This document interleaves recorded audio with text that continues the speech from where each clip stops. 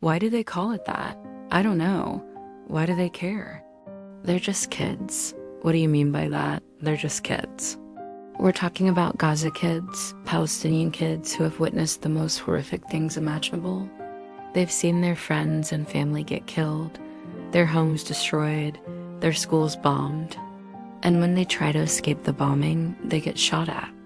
At what point did it become okay to shoot at children?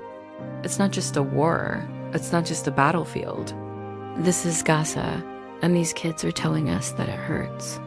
It hurts when they get hit with bullets. It hurts when they see their friends get hit with bullets. The pain is real. Their pain is real. When they talk about the felt pain, the octopus pain, it's because they've been through so much. They've seen so much death and destruction that they've become desensitized to it. That's why they use that word, octopus pain.